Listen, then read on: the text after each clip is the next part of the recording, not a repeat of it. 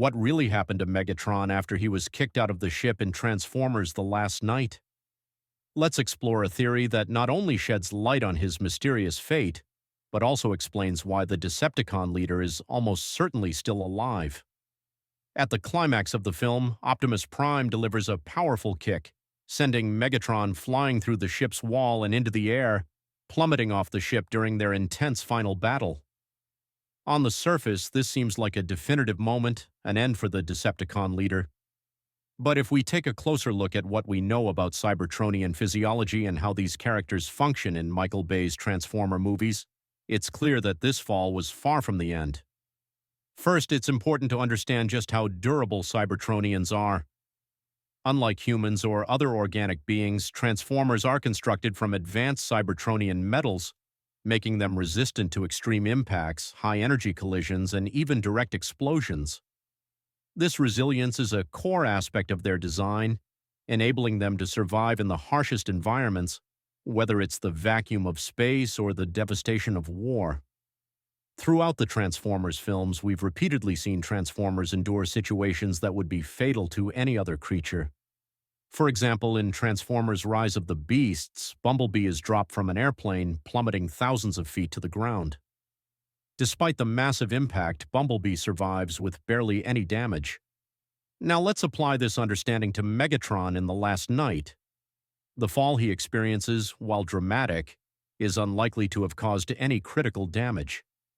Even though Optimus's attack was forceful, Megatron's body would have been able to absorb the impact due to his reinforced Cybertronian armor.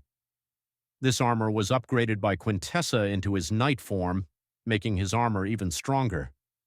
Another point to consider is the intentional ambiguity of the scene. Michael Bay and filmmakers chose not to show Megatron's body after the fall, or provide any direct confirmation of his death. Historically, Megatron has been one of the most resilient characters in the Transformers franchise. He survived being frozen for centuries in the first movie, endured devastating defeats, and even rebuilt himself into new forms multiple times. His ability to adapt and recover is one of his defining traits. So, what does this mean for Megatron after The Last Knight? It means his fall was not a fatal defeat, but rather a temporary setback. He was removed from the battle, but his survival is almost certain. The physics of Cybertronian biology, combined with Megatron's established resilience, make it clear that a fall from the ship wouldn't have been enough to end him. If we analyze the scene with these factors in mind, it's evident that Megatron's story isn't over. His fall wasn't the end, and it was just another chapter in his ongoing saga. Whether he retreated to recover or simply lay dormant, waiting for the right moment to strike again, the Decepticon leader's fate remains open. If the Bayverse storyline were ever to continue, we would undoubtedly see Megatron rise once more, proving that he is one of the most enduring and formidable forces in the Transformers universe. In conclusion, the kick from Optimus Prime may have removed Megatron from the battle, but it didn't destroy him.